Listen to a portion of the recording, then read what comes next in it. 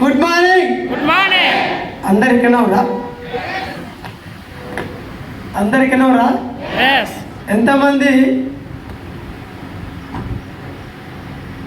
ఆకలి అవుతుంది? ఓకేదా? ఓవరికి ఐదు అందరికి గంట సేపు తీసుకుంటా. మీ ఆకలి అయిన అన్నప్పుడే నేను వదిలిపెడతా.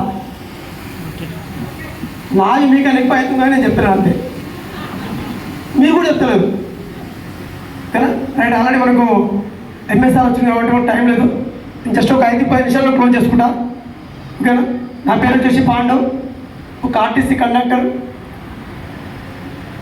నాకున్నటువంటి ఆలోచన ఏంటంటే ప్రతి వ్యక్తి ఎదగడానికి ఏం కావాలి సార్? ఏం కావాలి? ఏమి కావాలి? డబ్బు కావాలి. అవునా? ఎంతమందికి డబ్బు అంటే ఇష్టము? బా, ఇంతమందికి ఇష్టమా? డబ్బుని ఎంతమంది కాపాడుతారు? డబ్బుని ఎంతమంది కాపాడుతారు అంటే కొంతమంది. Yes or no? డబ్బును నువ్వు ఎంత ప్రేమిస్తే నిన్ను అంత ప్రేమిస్తుంది. డబ్బుని ఎంత కాపాడితే నీ లైఫ్ అంత బాగా బ్యూటిఫుల్ ఉంటుంది కదా? ఆ డబ్బు కోసమే ఎవరు పని చేసినా డబ్బు కోసమే. టీచర్ పని చేసేది, డాక్టర్ పని చేసేది, యాక్టర్ చేసేది, నువ్వు చేసేది, నేను చేసేది డబ్బు. కాబట్టి ఆ డబ్బు సరిపోక అబ్బాయి జాబ్, ఓకే జాబ్ అనే జీతం కాబట్టి జాబ్ చేసిన టైంలో నేను అనుకున్నా జాబ్ వస్తే ఇల్లు కట్టవచ్చు, కారు కొనవచ్చు, కళ కనవచ్చు, పిల్లలకు మంచి ఎడ్యుకేషన్ ఇవ్వచ్చు అన్నీ అనుకున్నా. కానీ తర్వాత జాబ్ సాగ మిగిలిందంటే అప్పు మిగిలింది. ఎందుకంటే లిమిటెడ్ జీతం కాబట్టి కొనా జాబ్ చేసిన తరుణంలో డబ్బు సరిపోక రకరకాల పనులు చేసి రెండో ఇన్కమ్ ఎత్తుకొని పని చేసేవాడు అక్కడ డబ్బు సరిపోక ఆఖరికి ఎవరో ఒక పుణ్యం చేస్తే మా ఇంటికి ఒక మంచి కంపెనీ వచ్చింది. ఆ కంపెనీ పేరే ప్రెస్టీజ్. మా ఇంటికి వచ్చినప్పుడు సబ్బు, షాంపూ, పేస్ట్ ఓకే, కానీ నేను చేసే జాబ్ కండక్టర్. మా ఇంట్లో కంపెనీ, మా ఇంటికి వచ్చే కంపెనీ ప్రెస్టీజ్. ఇక్కడ ఉన్నటువంటి సబ్బు, షాంపూకు జాబ్ టాలీ అవుతుందా? అవుతుందా? కాలే. కాబట్టి నేను అనుకున్నా ఇంత బతికి సబ్బులు అమ్మాలా, నువ్వు కూడా అమ్మని అనుకొని ఒక 6 నెలలు అవార్డు చేసిన. 6 నెలలు అవార్డు చేసినాక మా ఇంటికి వచ్చినటువంటి సార్, ఎంఎస్ఆర్కు 60,000 చెక్కు. నా జీతం 32,000. 6 నెలల తర్వాత సార్ చెక్కు 1,20,000, నాది 16. అంటే సార్ ఫుల్లు, నాదే నిల్లు. అప్పుడు అర్థమయ్యి లాక్డౌన్ స్టార్ట్ అయిన తర్వాత డబ్బు లేక ఆకలి ఉండి అవకాశం ఉండ కూడా ఇగో ఆటం ఉండి 6 నెలలు సాధించినాక ఆకలి గుర్తు అర్థమైంది. ఏమర్థమంటే ప్రపంచంలో ఏ వ్యక్తి కూడా ఇగో ఉన్న వ్యక్తి ఎక్కడ కూడా గెలిచేది ఆకలి. Yes or no? అప్పుడు ఇగో దించుకొని సార్ ఎంపై మీటింగ్ పోయి తెలుసుకొని అర్థం చేసుకొని 2020 నవంబర్ డ్యూటీ బంద్ చేసిన. బంద్ చేసినప్పుడు మా అమ్మ కానీ, మా నాయన, మా మేడం కూడా అందరూ తిట్టిరు. ఏమన్నారు? పెళ్ళి చేసుకున్న తర్వాత నువ్వు సబ్బులు అమ్మితే ఇజ్జత పోతుంది, ఇజ్జత పోతే ఇంటికి వెళ్ళిపోతా. ఎవరన్నారు అదే?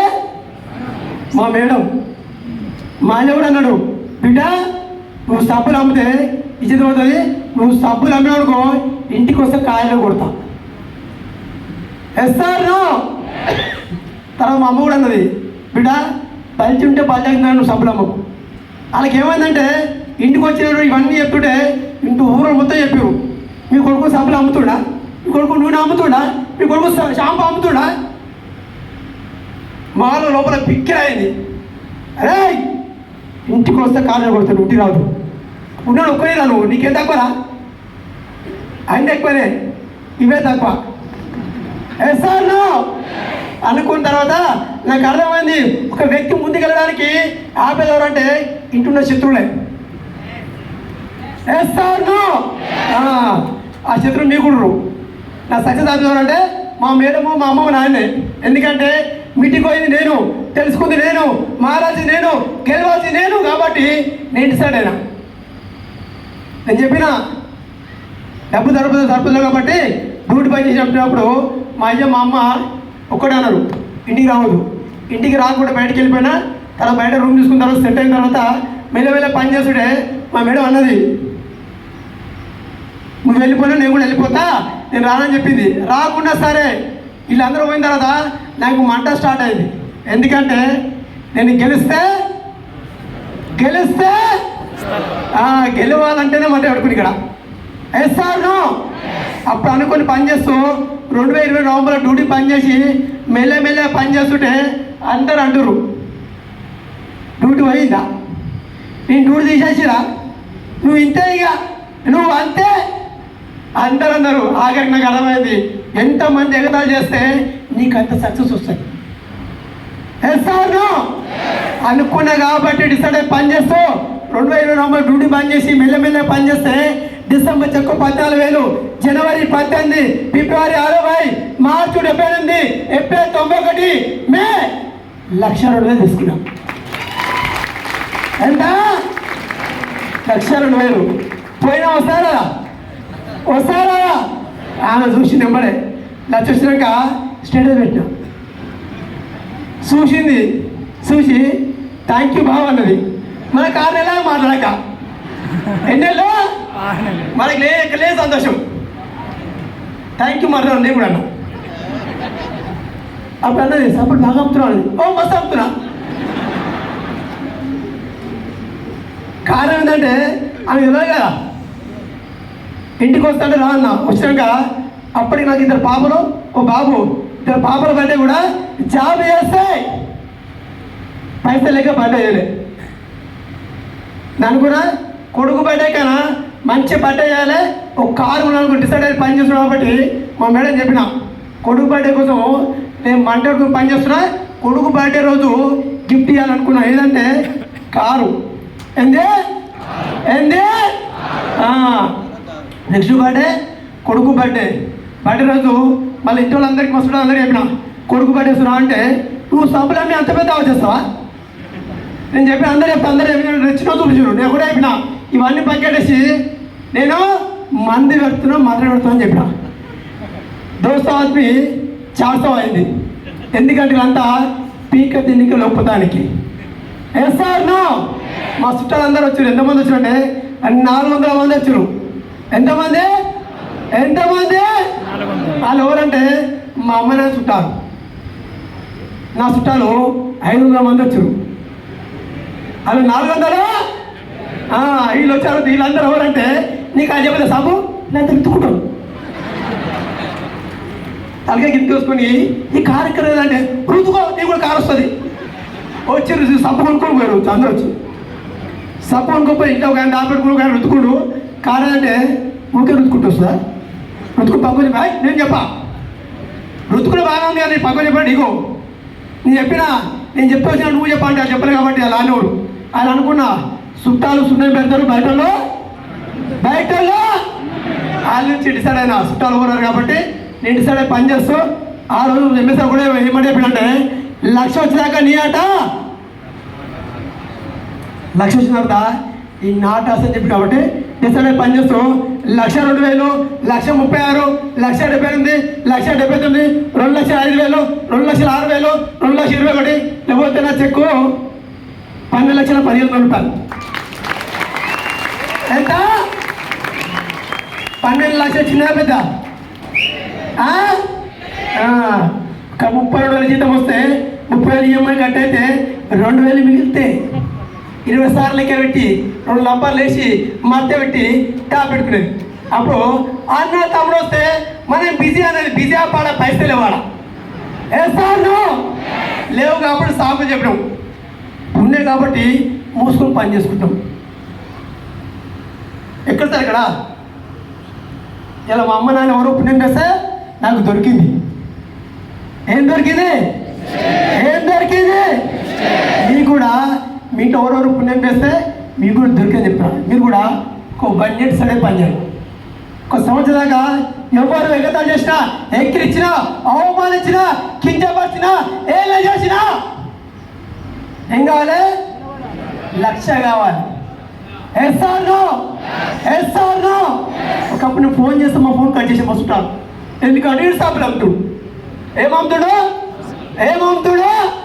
నేను అనుకున్నా నీకు సప్ల కంపెనీ, నాకు మనం మా చుట్టూ ఒక ఆయన అన్నాడు, మా ఇంటికి రాకు నువ్వు విజయపోతా అన్నాడు.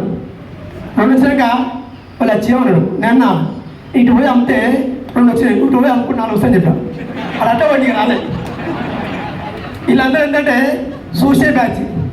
ఏ బ్యాచ్ ఉంది కాబట్టి నేను డిసైడ్ అయ్యి పని చేస్తూ ఎంతో మందికి చెప్పినా కూడా చాలా మంది ఎగతాలు చేశారు.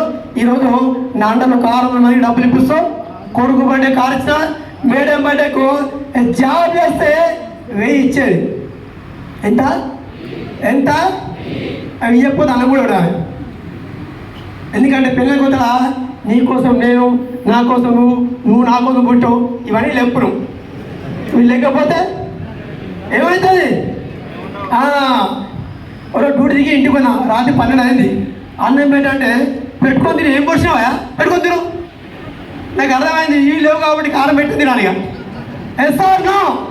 నాకు అది అనిపించింది, ఇంత బతికి ఇంత పని చేసి కూడా ఇంత విలువ లేకపోతే నీ బతికేది కనిపించింది. తిట్టుకొని పని చేసి ఈరోజు మేడం బర్త్డే గిఫ్ట్ 1,30,00,000 ఇల్లు కట్టినాయి. ఇలా అన్నీ ఉంటాయి, తర్వాత చూపిస్తారు. ఓకేనా? ఈరోజు ఒక మంచి ఇల్లు, మంచి కారు. ఇప్పుడు నా టార్గెట్ కూడా నెక్స్ట్ వీళ్ళకి వచ్చి 400 years అవుతుంది. 4 సంవత్సరాలు అవుతుంది. 3,53,00,000 సంపాదించుకున్నాం. ఎంత నేను చదివింది మీకన్నా ఏం కాదు. వింటారంటే 12 2 సార్లు ఫెయిల్ అయినా. 12 ఎన్నిసార్లు? అందుకే 12,00,000 చిక్కుకు వస్తుందని చెప్తున్నా. ఎస్ఆర్నో. చాలా మందిడా నేను డిగ్రీ చేసిన, నేను పీజీ చేసిన, నేను బీటెక్ చేసిన, నేను ఆర్టెక్ చేసిన అంటే నువ్వు బీటెక్ చేసి దేనికి వస్తుంది కాక వేస్తలే. ఒక ఆయన బీటెక్ చేసి జాబ్ చేస్తుండు, 30,000 జీతం వస్తుంది. మా ఇంటర్వ్యూ వెళ్ళాయి కదా, పనులు వస్తున్నాయి. ఆయన చదువుకొని జాబ్ చేసినప్పుడు చదువుకు ఇన్కమ్ స్టార్ట్ కాక ఎంత కాకంటే 30K. ఎంత? ఆ గొర్రె రాష్ట్రుడు ఏమనుకుంటే 30K అంటే ఎన్ని కోట్లు ఏమో, కే అంటే కోట్లే. ఎస్ఆర్నో అంటే చదువుకు జాబ్ టాలి కాక ఇంగ్లీష్ మాట్లాడతాడు. ఎందుకంటే తెలుగు మనకి ఇచ్చేవద్దు కాబట్టి మనం గర్వం చెప్పి ఇక్కడ నేను 12 2 సార్లు ఫెయిల్ అయితే 12,00,000 చెక్కు వస్తుంది. ఒక్కటేసారి ఇలా అందరికీ అవకాశం ఇస్తే కానీ పట్టుకుని ధైర్యం ఉండాలి. ఎంతమంది ఎగతాలు చేస్తున్నా తట్టుకుని శక్తి ఉండాలి. ఇలా అల్టిమేట్గా ఏంటంటే నీకు ఓపిక, తీరిక, కోరిక ఇవన్నీ ఉండాలంటే ఒక 1 year సాక్రిఫైస్ చేయాలి. ఈ సంవత్సరంలో ఇంకెవ్వరు ఎవరో పట్టుకోదు కదా. నన్ను అందరు ఇచ్చారు. మా చుట్టాలు ఒకప్పుడు ఎట్లంటే చిన్న చూపు వచ్చేది. ఇలా నా ఫోన్ కోసం క్యూ కడతారు, నా కోసం కొంచెం తెల్ల పిల్లలు చూస్తారు. ఇలా గెలవాలి అంతే. ఇక జాబ్ చేస్తే కానీ 32,000 నెలకు.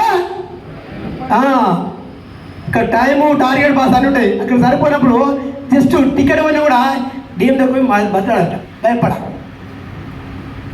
ఇప్పుడు డిపోలో పనిచేసే డిఎం సార్లు 80,000, డిపోలో పనిచేసే ఆర్టిస్ట్ కండక్టర్ సార్లు 12,00,000. ఉల్టా ఇది. ఎస్ఆర్నో. జాబ్ చేసిన 32,000, రోజుకు 40,000. ఇవి కూడా సరిపో. నాకు రోజుకు 1,00,000 కావాలి. రోజుకు 1,00,000 రూపాయలు ఉన్నాయి. పైసలు వస్తున్నాయి. నేను ప్రతిసారి వాడు చెప్తా, ఇది మహాసముద్రం. ఇది నీకు చేతులు అయితే చెంచు అట్టు ఓపికంటే, చెంబు అట్టు ఓపికంటే, బిందె పట్టు. నాకు రాకలు ఎక్కువ కాబట్టి పైపులను కలుపుకుంటా. ఎస్ఆర్నో. ఉన్నాయి కాబట్టి అంతే. మరి ఉన్నాయి. ఇలా గెలవడానికి చదువుతో పని లేదు, సర్టిఫికేట్తో పని లేదు, తెలివితో పని లేదు. అంతిమంగా అప్లైన్ మాట పట్టుకొని డిసైడ్ అయి పని చేయి. అప్లైన్ సర్వర్ అయి పని చేయి. ఎంఎస్ సార్ ఏం చెప్పి కలిగిన కాబట్టి ఎంఎస్తో పాటు నేను జరా జర్నీ చేస్తున్నాం, కష్టపడుతున్నాం. ఇప్పుడు కూడా నా దృష్టిలో ఈ 12 లక్షల చెక్ కూడా చిన్న చెక్కే, చిన్నగా అనిపిస్తుంది. మా మేడం అంటుంది ఎన్నో తీసుకొని 12 లక్షలు ఇంకా ఇంట్లో నాకు ఎంత బాధ అయితే బయటకు 10 నాకెంత బాధ ఉండాలి. సార్ అందుకే నేను జర మాట్లాడుకొని డిసెంబర్ 20 లాక్స్ తీసుకుంటా. డిసెంబర్కి ఎంత 20 లక్షలు. మా అయ్య మొన్న నాకు అన్నాడు సబ్బులు బాగుతో బిడ్డ అన్నాడు. ఇప్పుడు కూడా మా ఇంటికి వచ్చి నేను స్టార్టింగ్ తిట్టిండు కదా, ఇప్పుడు ఇంటికి 10 తారీఖు 11 తారీఖు వచ్చి నెల 5 లేకొట్టుకుని పోతాడు. ఇంటికాడ చెప్తే మంద కూర్చొని తాగుతాము. మావాడు సప్పుడు బాగుంటున్నాడు, పైకి బాగుంటున్నట్టే. మా ఆయన దృష్టి కూడా మా నాన్నకి అదే అనిపిస్తుంది. మావాడు సబ్బులు అమ్మి ఈరోజు ఇల్లు కట్టిండు, సబ్బులు అమ్మి కారు కొన్నాడు, సబ్బులు అమ్మి ఊళ్ళో భూమి కొన్నాడు. సబ్బుల కంపెనీలా ఏమున్నాయంటే డబ్బులు ఉన్నాయి, ఏంటంటే నీకెంత వాళ్ళకి వస్తున్నాయి. సార్ నో సబ్బు ఒక్కటే వెనకాల ఉన్నాడు ధైర్యం ఏంటంటే డబ్బు ఉంది. సబ్బు చూడదు ఇక్కడ నేను సబ్బు ఉంటే ముక్తా, ఆయన ఉంటే ముక్తా. ఎందుకంటే ఇవన్నీ ఉన్నాయి కాబట్టి ఎన్నికాల నాకు అన్నీ వస్తున్నాయి ఇక్కడ. ఎవరికి వస్తారు ఇక్కడ, ఎవరన్నా నువ్వు అట్టుపట్టయితే నీకు జీతం మారా ఇక్కడ. నిన్ను అంటారంటే కింద మాట్లాడుకుని పని చేయి. నేను మాట్లాడుకుని అడిగినా నన్ను ఒకప్పుడు తిరుతోలు ఇప్పుడు మొక్తులు నమస్తే అంటారు. ఎందుకంటే నాకు చేస్తూ తిరితే మనం మాట్లాడుకుంటాం. సార్ నో అంటే నాలా గెలవాలని కోరుకుంటూ అందరు 1,00,000 రూపాయలు కోరుకుంటూ కొనా 1,00,000 రూపాయలు చాలా చిన్న సార్ ఇక్కడ. ఎందుకంటే 1,00,000 రూపాయలు చెక్కు మీకు పెద్దది, నాకు 6 మంత్స్ సార్ ఇక్కడ 6 నెలలు తీసుకున్నాను.